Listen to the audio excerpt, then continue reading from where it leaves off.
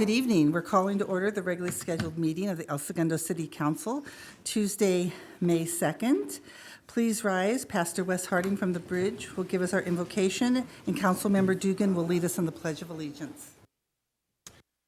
Mayor, City Council members, city workers, thank you so much for allowing prayer to be in this meeting. It makes a difference for us here and in the community. So thank you very much for that. Let's pray. Heavenly Father, we are so thankful for the community that you've given us to live in. Thank you for the leadership that is not short-sighted, but is looking into the long term, what's best for us as families, as peoples, as individuals to be able to grow and to be in community with each other. Thank you for their leadership and thank you for the vision. And Father, thank you especially for the fire and the police and the city workers and how they take care of us. They take really good care of us, and we just thank you, Father, for them. We pray a protection over them. Protect them when they're working, protect them when they're home, protect their families. Lord, just cover them with your love, with your graciousness, with your kindness, and with your joy.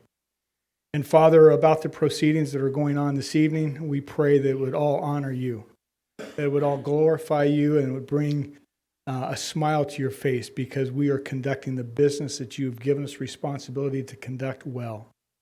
So, Father, thank you again for our community. Thank you for our leadership. And thank you for those who serve so well.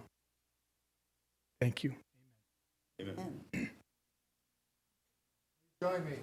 Pledge allegiance to the flag of the United States of America and to the republic for which it stands, one nation, under God, indivisible, with liberty and justice for all. Thank you, Pastor. Thank you, Mike. So this evening, we have 3 presentations, and for the first one, we have a video.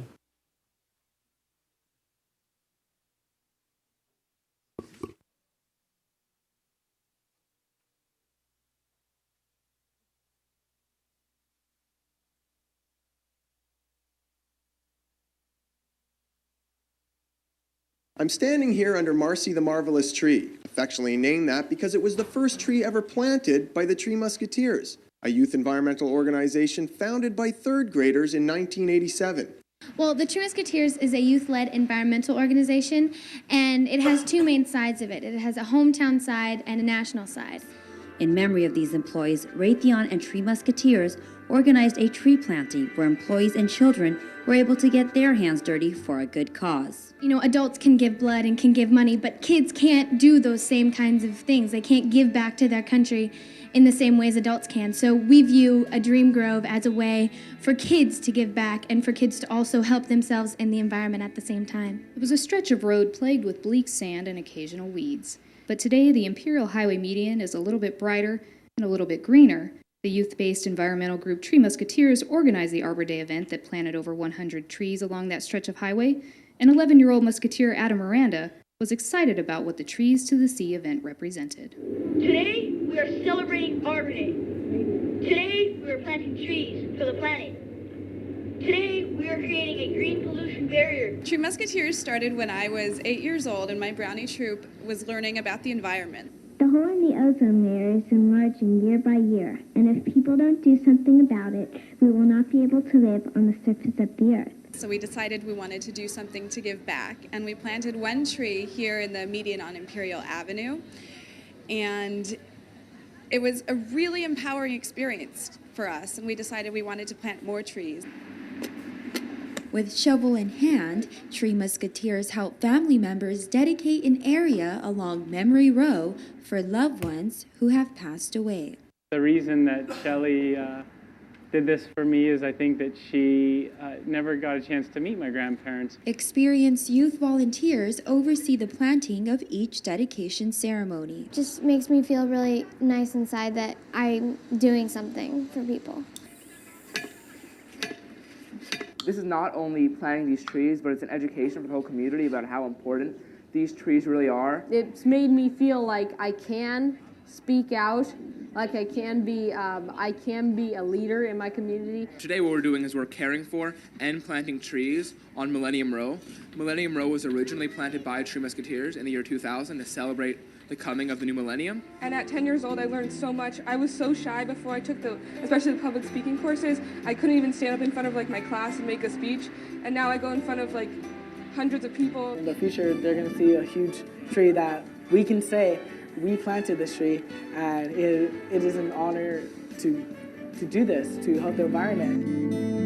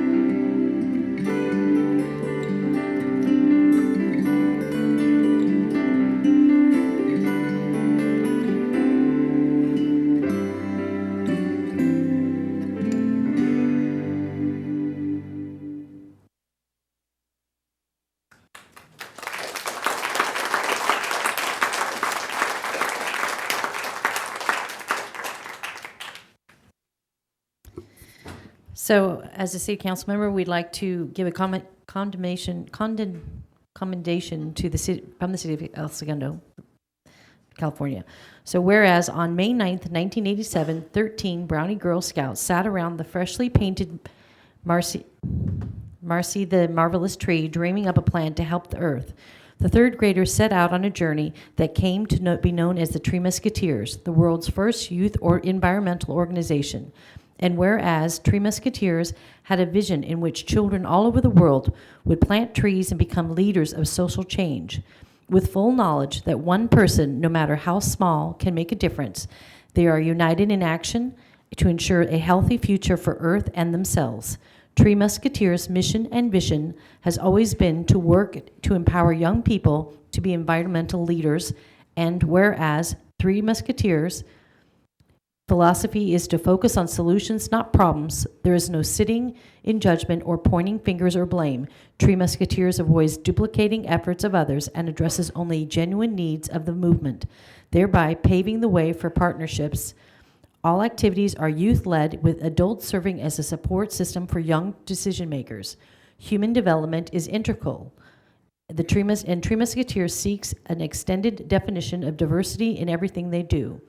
Whereas, unlike most youth groups run by adults for kids, Tree Musketeers incorporated it as a nonprofit where kids sit in the driver's seat.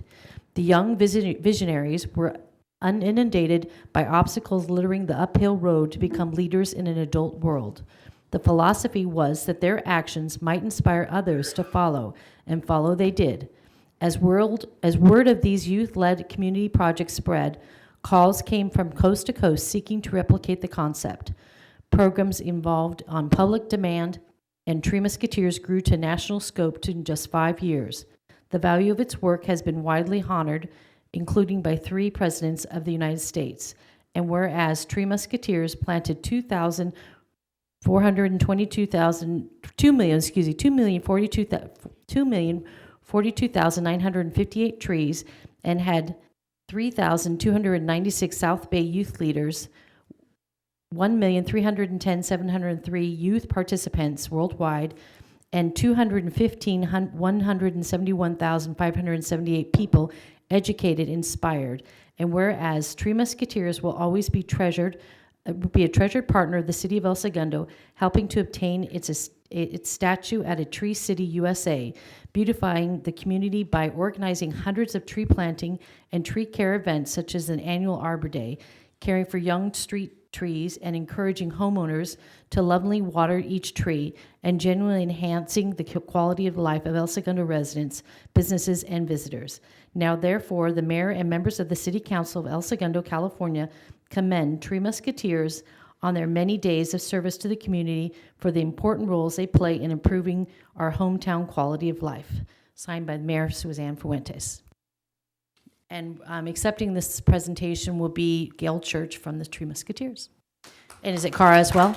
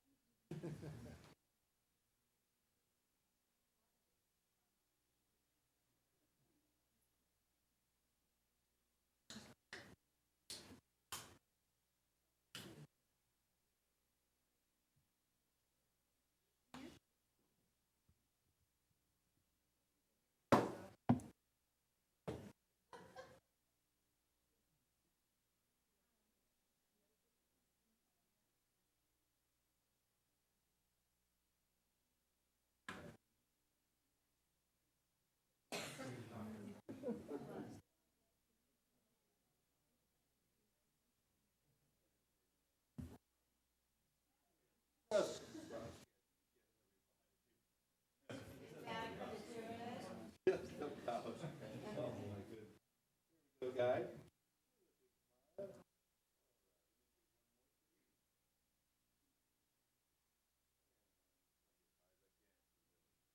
Much. Thank you so much.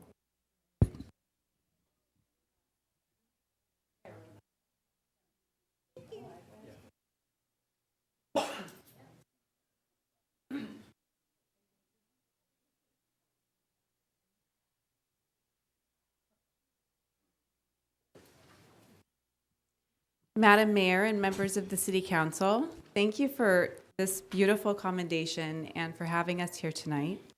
It was 30 years ago when I stood in this chamber, not the same podium, it was in fact over there. I was wearing a Brownie Girl Scout uniform, and I asked the then City Council members for permission for our new project that hadn't even become an organization yet, Tree Musketeers, to plant a single tree on Imperial Avenue.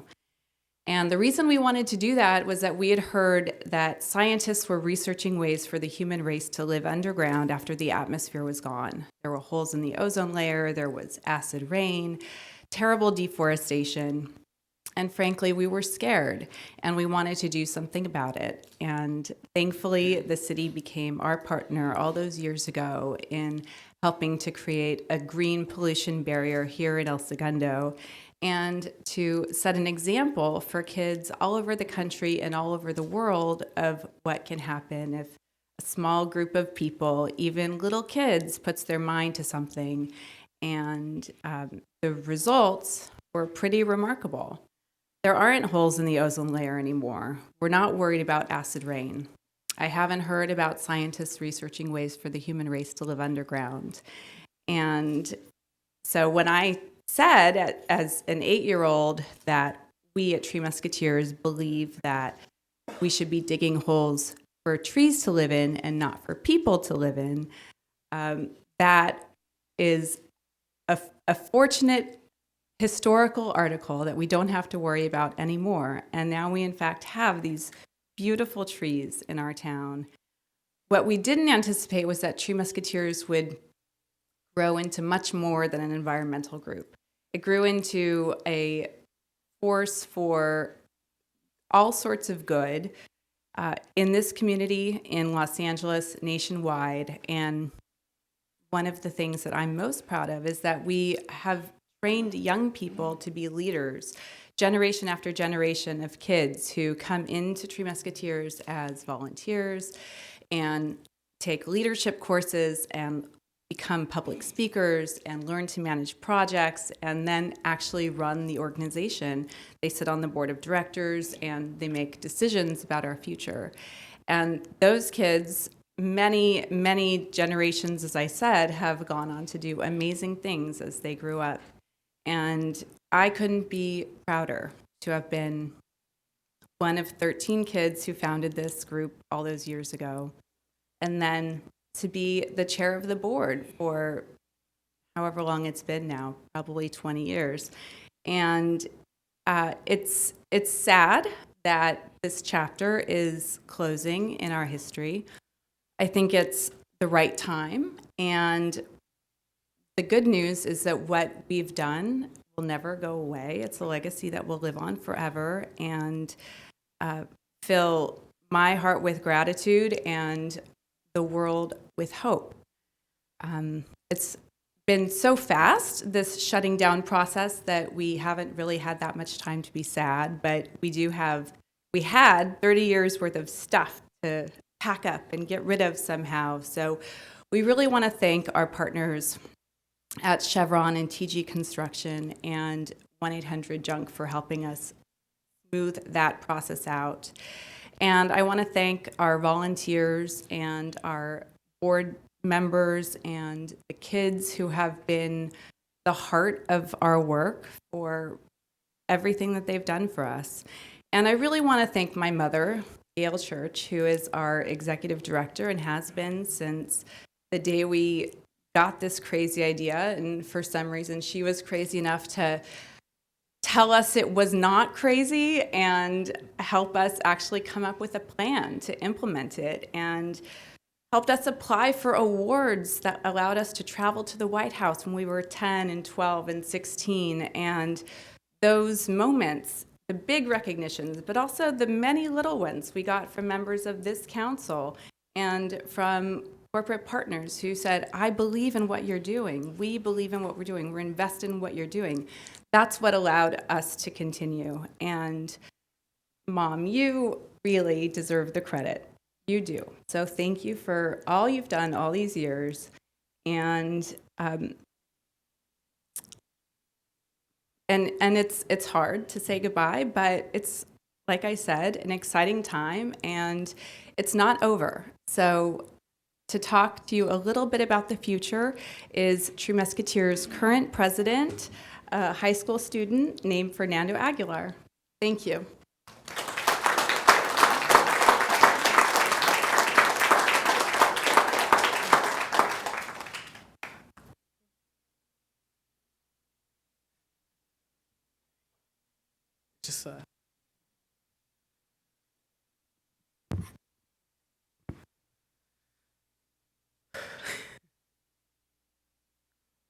We, the youth management team here, and our families, we didn't take the news of Tree Musketeers closing and lying down. We wholeheartedly believed in the cause and refused to let it end. We'd like to introduce you guys, Tree Musketeers, the next generation. We are reinventing the organization as it was 30 years ago, with volunteers conducting local youth leadership programs and community urban forestry projects. Our mission is to equip youth to lead environmental change. So don't you worry, we're still gonna have our lead classes. That's gonna be run by the recreation department. We're still gonna have our local projects, and that's gonna be run by the parks department. And together we're gonna nurture our community forest for it to continue to grow and to create an even longer legacy. It's gonna last forever and ever, and even more evers. It is our honor serving the community. So you see, caring for this earth is not about looking at the past. It's about stepping to a healthy future. Now, please join us. Thank you.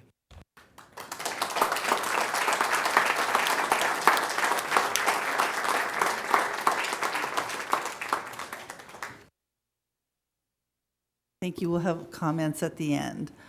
Unless, would council like to make any comments now? Okay. Our next presentation will be given by Mayor Pro Tem Boyles. Okay, I have a proclamation to read, and this relates to the El Segundo Ed Foundation Gala. The El Segundo Education Foundation Ed Gala was established 6 years ago to establish a community event where people have the opportunity to support and enhance the education of students who attend the El Segundo Unified School District. In addition, the Gala provides a platform to honor community and business leaders who have significantly supported ED and the students of ESUSD. And whereas, in the course of its history, the Gala has developed into ED's largest fundraiser, welcoming over 800 guests, a big number, Carol, from the business and residential community each year to Chevron Park. Thanks to the generous donations from local restaurants, bars, and businesses, all attendees have a chance to eat, drink, mingle, and dance with their friends and raise their paddle to bid on many live and silent auction items. The Gala is the kickoff to summer where our students' successes are celebrated. And whereas this year ED will be honoring Skechers for their years of generosity and dedication to education in El Segundo and the South Bay, and recognizing the community of El Segundo as they celebrate their 100th anniversary. Whereas the funds raised from this event will go toward the $1.3 million grant to ESUSD for the 2016-17 school year, funding music, computer science, the International Baccalaureate program, counseling, instruments, strings, drama, art, PE biomedical science, Link Crew, and the libraries at ESUSD. By funding these programs, the students of ESUSD are able to receive a holistic and competitive education, And whereas the goal of the El Segundo Education Foundation is to positively impact the lives of children and provide them with the education they deserve. Now therefore, the mayor and members of the City Council of the City of El Segundo, California, hereby proclaim May 12th, 2017 as El Segundo Education Foundation Gala Day in El Segundo. Encourage all citizens to take part in the 6th anniversary celebration. It's signed the mayor and the members of the council. And it's a great event. Highly recommend it. It's always a good time. So accepting this will be, is Barbara Briney here tonight? Barbara, There great. she is. Okay, you're going to come up and accept the award. And Barbara's the gala chair. I'm sorry? You're the gala chair, among many other roles with Ed, so.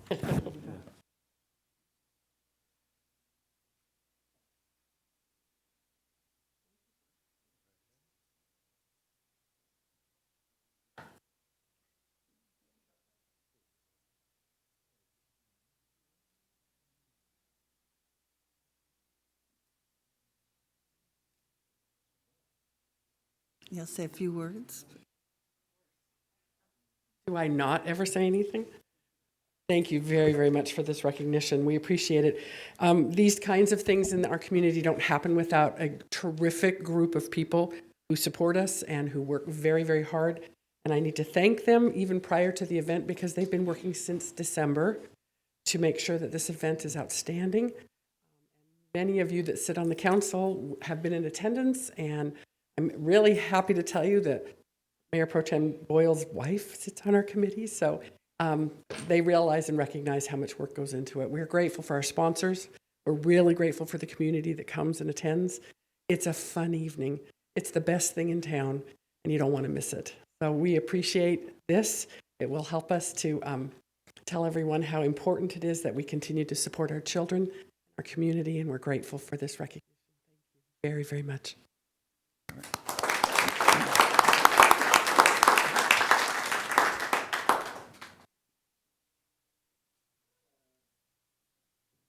And our proclamation this evening, whereas May 2017 is National Older Americans Month, a time set aside annually to commemorate and celebrate the significant contribution older Americans have made to the community of El Segundo.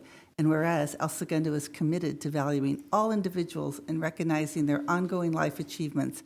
And whereas older Americans possess and share a wealth of experience, background, and history, making them one of the city's most treasured and enduring resources. And whereas older Americans are available, capable, and enthusiastic to provide volunteer services that contribute to a coordinated, community-based system of social, emotional, physical well-being of not only other seniors, but the community at large, thus an important part of the ties that bind both family and community. And whereas recognizing the successes of community elders encourages their ongoing participation and further accomplishments, and whereas Sharon Hladek was nominated by her peers as the El Segundo 2017 Older American of the Year, a recognition which identifies, inspires, and promotes community involvement and a spirit of giving back to others through volunteerism and community engagement.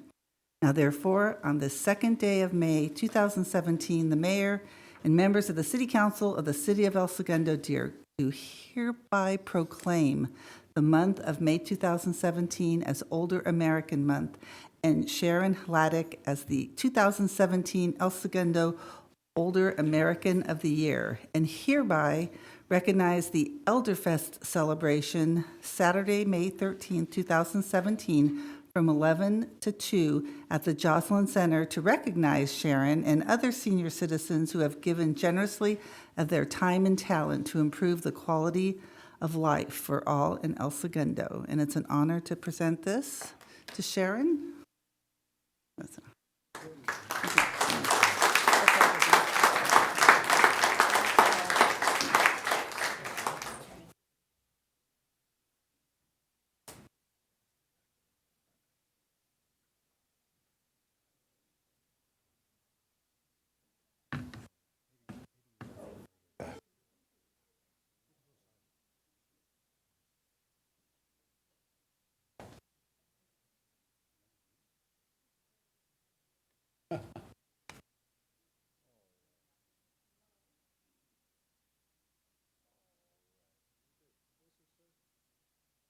Very good. Here we go. Hey.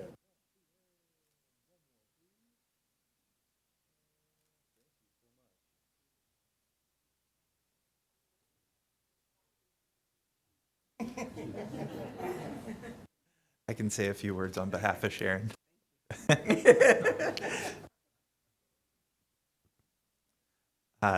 Thank you, City Council.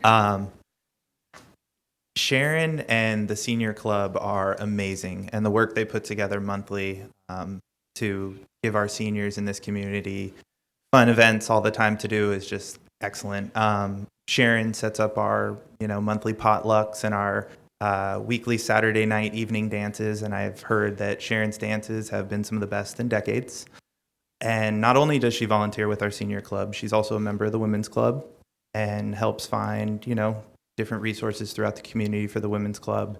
And Sharon's just kind of all around and drags her husband John down and her grandchildren. She had one of them at the Joslin Center after the Senior Club meeting today. So after Tree Musketeers and our different volunteers, Sharon's another excellent one from our community. So thank you, and thank you, Sharon. Thank you, John.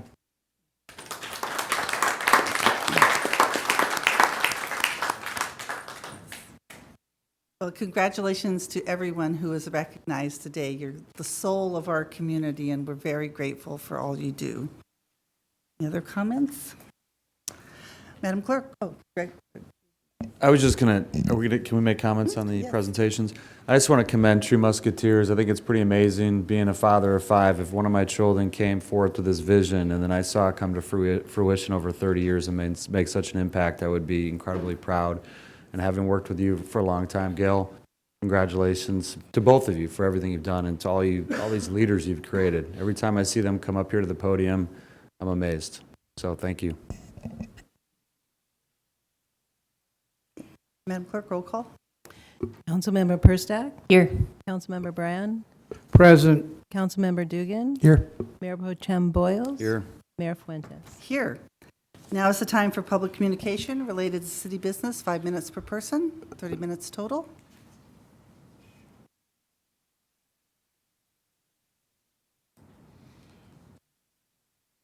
We may have public communications. No? Okay, seeing none, we'll close public communications. Procedural motion, consideration of a motion to read all ordinances and resolutions on the agenda by title only. So moved. Second. All in favor? Aye. Aye. Opposed? 5-0. Consent agenda, any polls? I do not. And the exodus begins. Seeing no polls, have a motion to approve. I'll approve. Second. All in favor? Aye. Aye. Opposed? 5-0 again. New business, consideration and possible to receive and file a report regarding the release of a request for proposal for a full cost allocation and comprehensive fee study, cost of service plan, fiscal impact unknown. City Manager? Mayor, members of council, this is an informational item. We will be bringing back a contract at some point in the future. We expect for council approval, but we did want to let the council know what staff is working on and explain the reasons for this study. So Joe Lilio, our Director of Finance, will provide a presentation. Good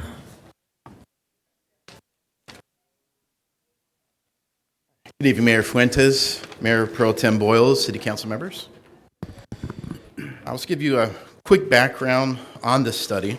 So it's actually 2 studies that I'm incorporating into one RFP. You have the full cost allocation plan. The purpose of this project is to ensure that the City of El Segundo has a basis of applying comprehensive overhead rates and is accurately accounting for the true cost of providing various services by each department through the development of a total cost allocation. This plan is able to allocate all indirect costs just like the private sector does. This plan is recommended whenever the goal is to fully allocate indirect cost for interfund transfers and fee calculations. Furthermore, best practices, accounting standards, and the Office of Management and Budget, which is a federal agency, the OMB Circular A87, makes it necessary for the city to maintain a well-documented cost allocation plan. that will help it appropriately allocate general and administrative costs in its budget, properly identify overhead rates that can be used in the calculation of billable hourly rates for federal and state grants. So it does make the city more eligible for grants if you do have a plan that is OMB Circular 87 compliant. User fees and reimbursements from other agencies. So the cost of this study is typically about $10,000. So in the staff report, I did a range of $50,000 to $80,000. $10,000 is typically for the full cost allocation plan. And then $40,000 to $70,000 is a range for the user fee study. And real quick background on that. Similar to most cities in California, the city made a number of organizational changes during the Great Recessionary period that had lasting effects through the current day. These changes occurred in order to maintain as many services as possible with decreased resources. As a result, the city was required to create efficiencies and eliminate certain processes.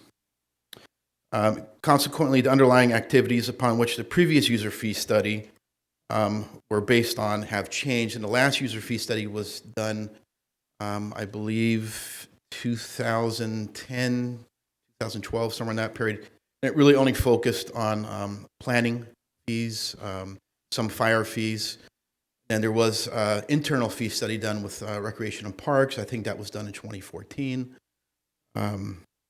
And then most of your other fees are based on 2008 rates or prior, even some dating back to the early to mid-90s. As such, the city wishes to examine whether a reasonable relationship exists between its costs of providing services and its current fees, with consideration to compliance requirements under Prop 218 and Prop 26. So Prop 26 is real quick background on that. This was passed in November 2010 by California voters. This expanded the definition of taxes. Prop 26 broadened the definition of a local tax to include many payments currently considered to be fees or charges. As a result, this measure has the effect of increasing the number of revenue proposals subject to the higher two-thirds approval requirement, rather than a simple majority. So generally, the types of fees and charges that could become taxes based on Prop 26 are ones that the government imposes to address health, environmental, or other societal or economic concerns. This is because these fees pay for many services that benefit the public broadly, rather than providing services directly to the fee payer. An example of this would be regulatory fees to pay for environmental programs. Certain other fees and charges could also be considered to be taxes under this measure. For example, some business assessments could be considered to be taxes because government uses the assessment revenues to improve a certain area of the city or certain district of the city, such as providing parking, street lighting, increased security, and marketing, rather than providing a direct and distinct service to the business owner. So Prop 26 really created a lot of intricacies to addressing fees and charges. So in order to properly address these two formal and legal complex studies, staff is recommending utilizing a professional consulting firm that specializes in this area of financial and legal practice, just as the city does with the water and sewer fee studies or the general plan study. In addition, current staff does not have the resources nor the expertise to adequately address these very complex studies. The opportunity cost to forgo such a study now would be much greater than the cost of the consultant. So I cannot specifically quantify the return on investment for this particular study, but I've done this in other cities I've worked for, and typically it could be 5 to 10-fold the cost of the study. Does conclude my verbal presentation. I'm open to any questions. I just have a question. So how long will the study take to be completed? And then are you recommending that we calendar future studies so that we don't get into a position where we're waiting, 16 years or to actually conduct a study. So what should the cycle be so that we can put it in the calendar and plan it going forward and put it in the budget? So I've worked at a city where I dealt with this very experience where some of the fees, it's been a decade or two decades since it's been reviewed and updated. But to address your first question, what is the schedule? So in the staff report, I think it's on the second page, it starts with the RFP being released. So that was released April 27th. And that's going to be open for a period of about a month. Then we'll go through interviews of the maybe top 3 or 4 companies, firms that do apply for this. Staff is recommending to bring the contract to City Council on June 20th for potential approval by City Council. Work will begin in July or August 2017. Preliminary report to staff December of 2017. That might go through various iterations. Formal presentation to City Council in February, not to take any action, but just really partly to educate on the whole process. Completion of the project March 2018, and then public hearing, and it has to be a public hearing because in the Prop 218, Prop 26, and there's other guidelines as well that govern that. So public hearing and potential adoption of the fees by City Council in April or May of 2018. So it's about a whole year to really undergo this process. And the second part of your question, Councilwoman Pirsztuk, was how do we avoid this in the future? And that is to, out of the study, I will create a master fee schedule. We'll have a listing of every single one of our fees. So right now we have a fee schedule for each department, if you will, and they're kind of spread out. So I will create one master fee schedule, present that before council, maybe annually with the budget, and we can talk about how we want to address maybe certain fees would be increased by CPI, or that can be discussed as part of the study. But at least everything will be at one location, one master fee schedule that can be brought before council every year in strategic planning and the adoption of the budget.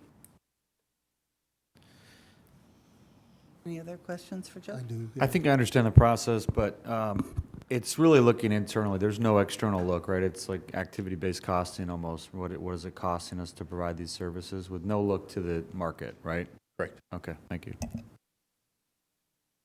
Yeah, I've got a couple questions. This is to allocate our internal cost structure, right? So we own all that information. Nobody knows our cost structure better than we do. Why are we hiring a consultant to come in and do an allocation study for us? Because that's just something that I think ought to be in-house, and if we don't have it in-house, we ought to develop it in-house so we do understand our costs. That should be part of just running the city here. Right. Yeah. So as I presented, there's several state laws that guide those fee studies and user fee charges. And you also have federal guidelines as well if you want to be eligible for direct recipient for federal and state grants. So there's a lot of intricacies, a lot of expertise and knowledge that the consultant brings on board. This is their expertise. This is what they do for a living. There's about 6 or 7 major firms in the state of California that do this for municipalities, special districts, counties, state. And it's something if you're doing it in-house, you really are taking on a lot of that liability.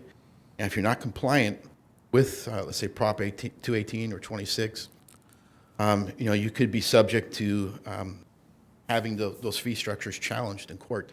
And I can give examples of various cities that have done that in-house, and they've been challenged, which I'm sure our city attorney is probably aware of some. Okay. I still question, conceptually what we're doing here is we're going to give our cost structure to a consultant who's going to analyze it and tell us how much we actually charge or how much we actually spend for our resources. And I have a hard time trying to understand why we don't know that already. And I can understand where it's outdated and it needs to be updated, but again, we own all that data and information. So I'm struggling with why we would spend upwards of, and we're talking $50,000 to $80,000 here. That's we're sneaking up on a man year's worth of work here. We could have somebody do this in-house more cost effectively than that, I'm pretty sure, based on the knowledge that we've got all the information at our fingertips here. So Yeah, well, one, I'm proposing we use salary savings to pay for this, whatever the price ends up being. And to address your question, the in-house person, one, again, we don't have the resources right now. My department, we're still down for FTEs. I have my managers and my supervisors that are not compensated overtime working Fridays and Saturdays. They've been doing that for months. There's just no way that they can take on an additional project of this scope. So the price for the cost allocation, $10,000 is approximately that cost would be. This is something that should be done periodically every 4 to 5 years. And, we wouldn't be in the situation I think we are today where a lot of these fees have not been updated in 15, 16 years. Why didn't we see this coming? Because it's not in the budget.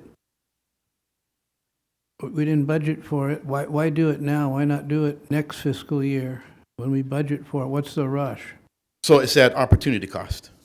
The longer you're postponing it, the longer it's going to take to get through, complete the study and then pass the new fee structure and charges. And every month, every quarter that foregoes, there's that opportunity cost that you are foregoing. We knew that 6 months ago when we adopted the budget. I thought it was in the budget. I know we explicitly It's in the strategic plan, and it's a specific objective of the work program that this be done. Right. So I believe we have it in the work program. I believe it's for 17, 18, which if we start it now, it will be completed, for my timeline, May 2018. And typically, you pay it in increments. Performance. So yeah, the whole amount would not be due this fiscal year. Only a portion of it would be. Yeah, I support it. Having worked for a Big Five, activity-based costing is one of the most complex accounting functions there is. Like, think about pulling a permit for a movie company. How many different departments touch that? Averaging all those time, what their labor cost is, loaded and unloaded, the overhead, the burden. There's a lot that goes into it, and I would much rather have an outside firm taking this on. Absolutely. Okay, no more questions. This was a receive and file. Thank you, Joe. Thank you very much. Reports, City Manager. Mayor, a couple quick things. The server that serves the city's website has been improved. The website is yet to be improved, but that's also in the work program, and the tech committee will be working with us on that. But the server that serves the web page has been updated, and if you're used to using our web page, you'll notice a marked improvement in the speed that it loads and then the speed that you're able to transact or look up information on the web page. I did want to thank the Rotary. The Rotary participates each year with the city in naming Employees of the Year. And our employees do a great job every day, but they do name 3 employees each year, firefighter, police officer, and city employee of the year. And this year's awardees and recipients are Beto Moreno, who is our acting street supervisor, who's doing a great job for us, Chris Jenkins from the police department, traffic division, and Jeff Gurney from the fire department. So thank you to the Rotary for that. And then a related but sad note, Eric Potlicki, who is our children's librarian, who was formerly last year was the Employee of the Year, is leaving us to make a life change and move to Oregon. And we'll greatly miss Eric. He's worked for us for 15 years. He's very well known. The kids all love him. He does a great job with story time. And he's really been a very good employee for us, and wish him well. Thank you. That's my report. Yes, he has been. I know lots of people who are going to miss him. Report, City Attorney. Nothing this evening other than next week or next meeting, I'll be bringing forward a number of letters proposed for the council to sign for Sacramento legislation. I'll have an agenda item under my name. Thank you. City Clerk? Nothing this evening. City Treasurer is not here this evening. Council Member Brand. Thank you, Mayor. Just after our meeting 2 weeks ago, attended Loyola Marymount's Forecast LA, again for the second year. well put together and interesting to see what people are projecting in the region here. Also had a chance to stop by Margie Randall's retirement recognition. She's going to be dearly missed. She's choosing to go out with a change in police chiefs. Was proud to attend the Aquatic Center groundbreaking last Thursday. It was great to have that idea and see it begin to be put in the ground. See, I brought that up in 2011, so things happen eventually if you're patient enough. Tonight marks the last day of our first year as council members for 3 of us here. And tomorrow begins the first day of the second year. And I was thinking this morning about all the good things that have happened here in the 1 year since we've been sworn in last May 3rd. And some of the things I put on my list I'd like to share with you. We got a settlement finally with the Police Officers Association, followed a few weeks later with the police support group. We even renamed a couple of streets here in town. We developed a strategic plan and goals and metrics to go along with those. We established 2 new committees, an Arts and Cultural Committee and a Technology Committee. We balanced the budget for this fiscal year. Just at the last meeting, we began to form the Pension Study Group, which I think will be important going forward. And we filled vacancies, department managers, etc., quite a few of those over the course of the year, as there were a lot of public works projects like Richmond Street 100 to 300 block, new hotels opened in town. So the new soccer fields we'll talk about next year, but we're planning to do those this summer at campus. So a nice list. We have a lot more to do. We have a lot we can improve on, but we do have some things to make us feel like our time here has been worthwhile. And so I'm glad to see that. As long as I'm reporting on things, it's time for another report on my consecutive days walk streak, which I talked to you about maybe 3 months ago. So as of this afternoon, we're at 306. The streak is still alive. And along the way, I took a bit of a detour and started to attempt a half marathon. Kind of motivated by my son-in-law who completed the LA marathon. I realized one day I'd done a quarter of a marathon and I wondered if I could do a half. I'm a walker. And so I was able to do that Saturday up at the American River Bike Trail in Sacramento. 13 miles, 13.1 is a long way to go. I don't recommend it on a steady diet. It's a long way, but look at this cool medal I got for completing it at the finish line. This is what these medals, I've never done this before. I wait till after I'm 70 to get involved in something like this. So this has my name on it. You guys can come up and see this at the end. And I got the same number as Michael Jordan. And it's really amazing thing that I'll hang in my house and tell my grandson, who already knows because he did the 5K, moving in the other direction on Saturday. So you see me walking today. I'm a little bit stiff and fatigued. I'm walking every day still, but not doing a half marathon again very soon. In fact, I think I'm retiring from doing that kind of a thing, and we'll keep it to shorter distances. So 306 and going forward. And I lost 10% of my body weight in training for this adventure. So it's all good. Thank you. Thank you and congratulations. Thanks. Half marathon. see, Councilmember Pirsztuk. Yeah, so tagging along to Don's comments about being our first year, I want to thank the community for electing myself and the council. We've had a great time here as a council members. We've accomplished a lot, and I want to thank the team, the city staff for all the help they do in making sure that we look good up here. And you've done an amazing job, and thank you for putting up with us and our demands and, you know, raising the bar. So thank you very much. I do have an item under my name here, but before I move on to that, I do want to encourage everyone to go to the Gala. It is a wonderful, wonderful event. It really brings in a lot of money for our schools and for our students, and a shout out to Gail Church for all the years of service she did for the City of El Segundo. So under my name, we have consideration and possible action to explore discussion of evaluating the current business license tax structure and recommendations for potential reform during the fiscal year 17-18 strategic planning and budget session. I don't have to read the bottom part, do I? No.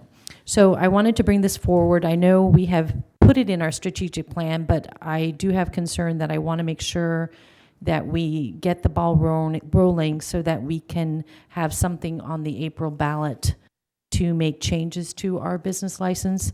So I really would like to instruct the staff to backdate that plan, backdate it so that we can be prepared to put it on the ballot in April. Just so everyone knows, our business license really haven't been reevaluated since the 1990s. They are very outdated. They're so outdated that the codes still include things like if you have a circus, you get charged additional fees, or if you have the Wild West show or side shows.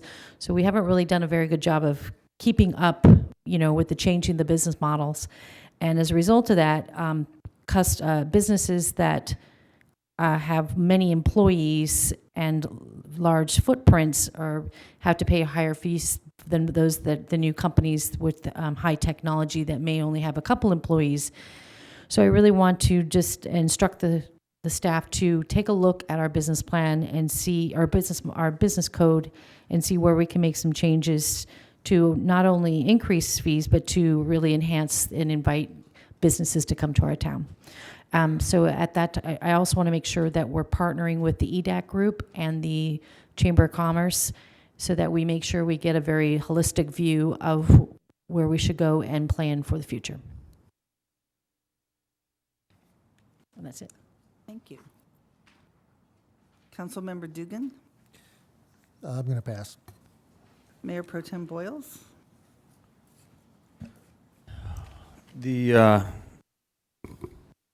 I'm not going to reiterate some of the events we went to as a council. They were great. Consideration and possible action to direct staff to investigate the need for a crosswalk at the intersection of Campus Drive and Campus Square West. There's a crosswalk currently, which I've come to learn, on a private road adjacent to Campus El Segundo. I spent a lot of time in that field, and a couple parents actually brought it to my attention that it's not a safe environment. Occurred to me, but it really didn't hit home until last night when I was leaving the field at about 9:15 after coaching my girls' team, and there were people driving recklessly, and they're lights, but there's no crosswalk at the main entrance to Campus El Segundo. The crosswalk is due east. You have to go out of your way essentially to walk eastbound along the north border of the field, then go to a crosswalk, take a left, and then backtrack, and people just aren't inclined to do it. So it's not really set up effectively. I realize it's going to take some effort to change, but I think we're at risk of having a child or an adult hurt given the current setup. So I asked to have it put on the agenda for that reason. Is that everything? First, I'd like to say thank you, Dr. Brand, for that year in review. I mean, it's really nice. We're up here every other week and we're all going to meetings all the time, but we don't step back and think of all the things that have been accomplished. So, well, thank you for doing that. I attended the Forecast LA with you at LMU. That was very interesting. And also Sanitation District meeting and Margie Randall's retirement party. Also, I think with most of the council, we attended the ribbon cutting for Brewport which is a really interesting new business in El Segundo, and we're always so grateful for people who invest their money in town. You know, they could choose anywhere, and they chose us, so we wish them much success. I attended the Santa Monica Bay Restoration Commission meeting, and also the South Bay Association Chambers of Commerce Los Angeles Air Force Base support group for the region, which was very interesting, and we're working on ways to support the Air Force Base more, and some of the things that are coming up now I think is going to be military discounts with the businesses in town. So if you know of businesses that would like to participate, please have them reach out to any of us on the council or to city staff, to Greg, or to the Chamber of Commerce, because we would like to get you on board. And again, like Dr. Brand said, we all attended the groundbreaking for the El Segundo Aquatic Center. It's going to be magnificent when it's completed. There have been so many people over the last 4 or 5 years who were involved in that, and people from a city and from a school district. And, you know, we got together, and it took a while, but we came up with a solution that we thought was going to improve the quality of life for the entire region. And I believe that will happen. It was just beautiful, a lot of fun. So thank you to everybody involved in that. And with that, go back to public communications. Mayor, may I just, I didn't clarify the ask on number 10. I'd like to direct staff to investigate the need for a crosswalk at the intersection of Campus Drive and Campus Square West, if that wasn't specifically requested. Absolutely. We'll have Police and Public Works review this issue and report back to council with their recommendation. Thank you. I guess I understood that because I read the item, but if people didn't read the item. Yeah. So, public communications.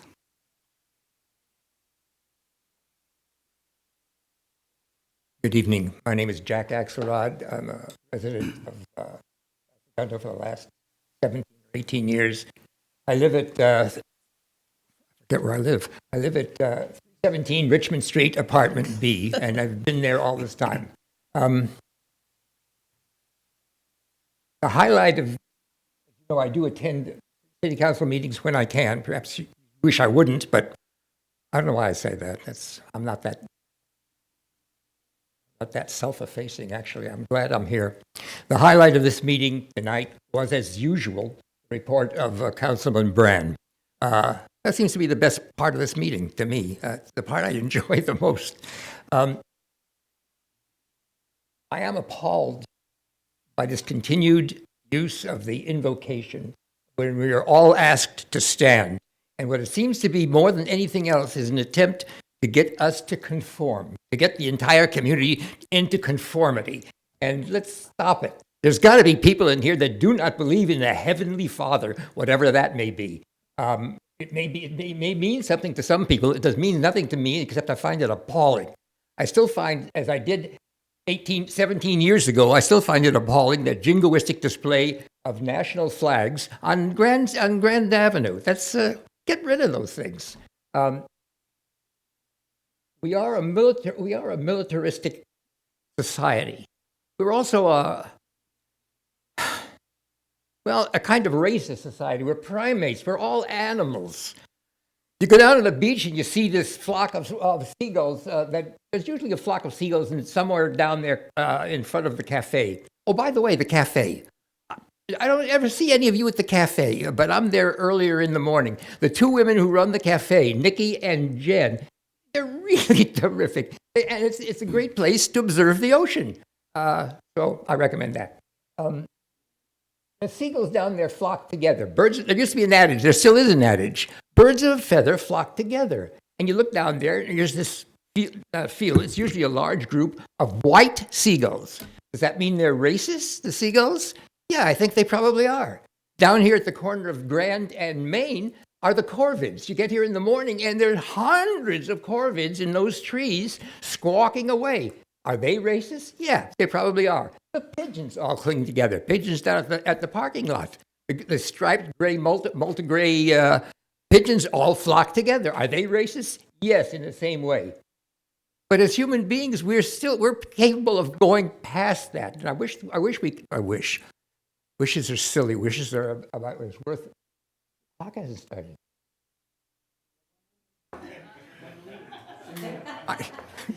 Oh, boy. You're on a roll, Jack. Keep going.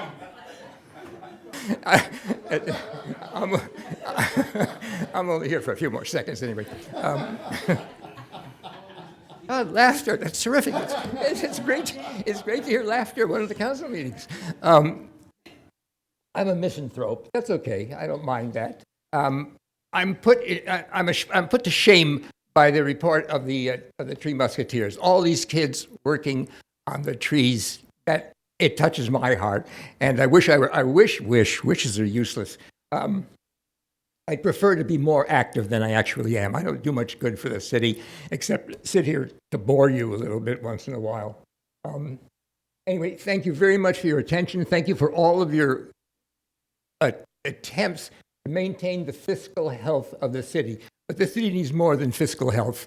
But the business, it has never, I said this once before in another meeting, the business, it's specified in the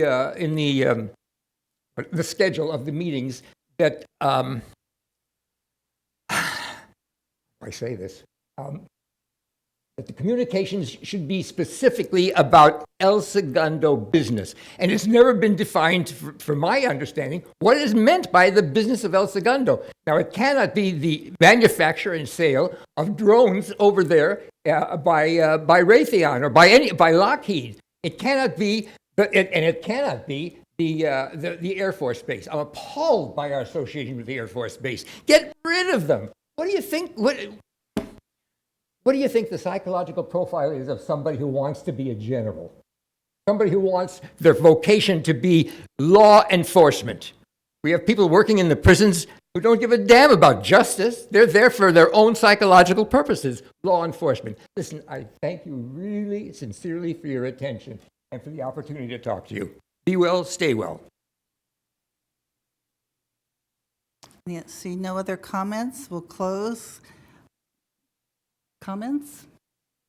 So, well, I have a comment, Mr. Axelrod. We're delighted that you show up here. We appreciate anybody who comes to the meetings and speaks. And when you don't show up, we worry about you. So, if you would give your contact information, maybe to a staff member, because if we don't see you for a couple of weeks, we actually talk amongst ourselves and hope that you're okay. So, thank you. Any other comments? No? Well, with that, we are adjourned. 8:04.